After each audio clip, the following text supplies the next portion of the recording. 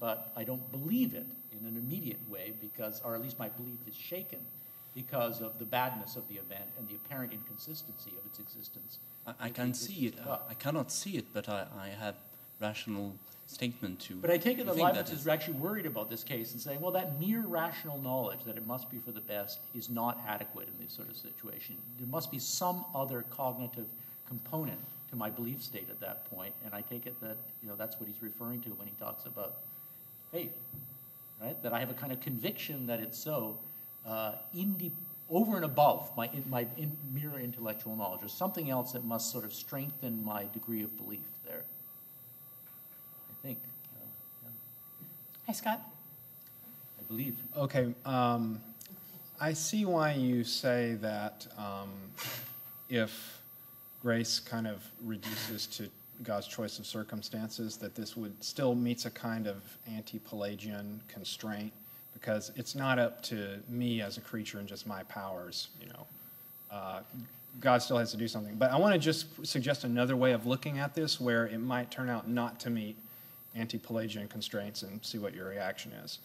Because it looks like on that view, all God has to do, right, is create the creature in the correct sorts of circumstances, and then it hands off after that. The creature just uses his or her powers, right, and things go well, which seems like something Leibniz would be attracted to.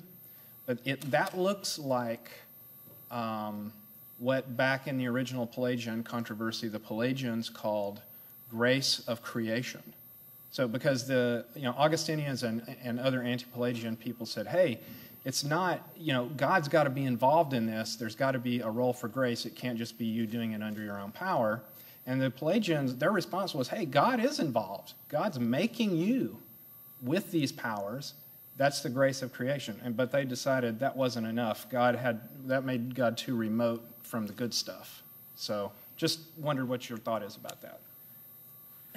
Well, Sukje's question before really sort of bears directly on this point, right? And so, if you press the line that he was raising here, God doesn't create a world. Doesn't create me without creating a world, and vice versa. So there's not really any way to pull those things apart. But if you allow that there's some way of conceiving of that individual and its powers independently of the entire world in which it exists, then the thought is that there's some kind of decision God is making about both the laws that govern that world and what we might think of like the initial circumstances and what circumstances are determined from those initial circumstances based upon the laws, right? What bodies are where in space and time, for example, right? And then you've got the thought, well, okay, this particular power of good willing is placed here rather than there in certain particular situations. It finds itself living here rather than there. That's a choice that God has made about it. Now, that choice doesn't necessarily immediately lead to it acting in one way rather than another. But, it's a kind of there's a set of causal circumstances that follow on that, given the embodied existence of that thing, right? And, Leibniz's views on pre-established harmony are very important here also, because Leibniz never believes that a rational mind is a mere rational mind, that what it perceives as being good or bad is going to be determined by its bodily existence, and that's subject to determination by all the forces in the universe. Now, is Leibniz's view ultimately that God sort of determines the destiny of a creature by foreknowing everything about how it will ever respond to whatever circumstances it's placed in? Yeah, that's Leibniz's view. Ultimately, that's what it amounts to, right? God has this complete plan of everything that will ever happen and where any particular power of good willing will be in relationship to all the other circumstances. Well, does that satisfy the conditions of being anti-Pelagian? Well, that's going to be up to people who are going to, make those kinds of judgments in theological controversies. That's Leibniz's view, I think. Yeah. One more? I have a question about what I'm going to call the background theological music that's in play here, and then that will lead into the sort of central question I want to ask.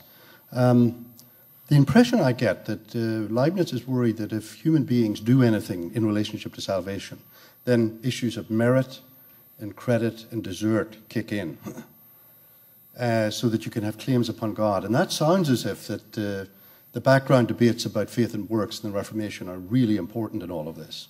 So that if a human being does anything that is causally related to their ultimate salvation, then in fact they take credit for it. If I could just leave that in there for the second. Okay. But here's my big worry. I don't see any consolation in this for those who've got divine revelation. Because if ultimately the acceptance of divine revelation that is involved in salvation is sort of is utterly crucially dependent upon this extra injection of grace, circumstances, general grace, and then the ultimate injection of grace, and some get it and some don't. Well, if I just happen to be the unfortunate one that doesn't get it, it doesn't seem to me whether I'm inside the tent of divine revelation or outside of it. I don't see much consolation there, or I don't see how one could love a God truly in those circumstances. Okay. I mean, I don't know if you want to respond to the first point about, it can't be Leibniz's case that what we do doesn't matter at all. I mean, obviously, our dedication to intellectual progress and understanding of the world and the development of our rational faculties is all important in determining this. Leibniz's only claim is not sufficient in and of itself, but it's certainly, whether it's, I don't even think he actually thinks it's necessary, because I think he believes that any ordinary person could in principle enjoy salvation also, right? But it is certainly the path that Leibniz himself walks along most clearly. And in some cases, it looms very, very large in his thought about what the path towards salvation actually is, this path towards blessedness. But the other point I want to make here, this is, I think, quite important. I mean, I think Ed Curley sitting down there, at the end of the day, I'm not sure that Leibniz's position is all that different from Spinoza's on a couple of counts. One is that there is this distinction between the path of the philosopher on the one hand and the path of the ordinary person on the other hand. And Leibniz, I think, has the view that there's a certain way of understanding the existence of anyone against the background of Christianity, according to which salvation is a possibility. Eternal life is a possibility, right? And that's very, very important for people to believe that, right? And if Mary Rose is right, I mean, they have good grounds for believing, because it's true also, right?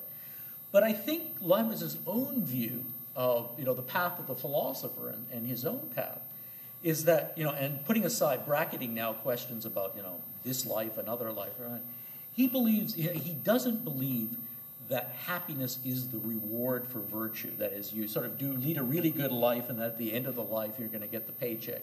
That is, salvation. That's not the model at all. The model is ever-increasing perfection, intellectual and moral perfection, right? Through understanding the world and through replicating God's own justice in one's actions towards the other person, towards other people, and then thereby enjoying pleasure, continuous pleasure as a consequence of that.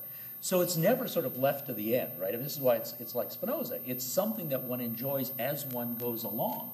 And then the question is, right, well, do I have any reason to believe that I can sustain that pathway, right? That is something there's this kind of foundation for it. And I think it's there that the love of God is the foundation for that, because if you really do have the love of God, you will sustain, as Leibniz understands the love of God, you will sustain that progress. There'll be an infinity of pleasure for you to enjoy, right?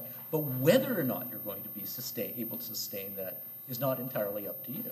Things have to work out right, and I think this is true for Spinoza also. I mean, if you're going to continuously increase in power or virtue, you happen to be placed in the right place within the order of the universe. Things have to go well for you, and if they don't go well, it doesn't happen. Yeah. All right, we're going to have to leave it there. Let's thank our speakers one more time.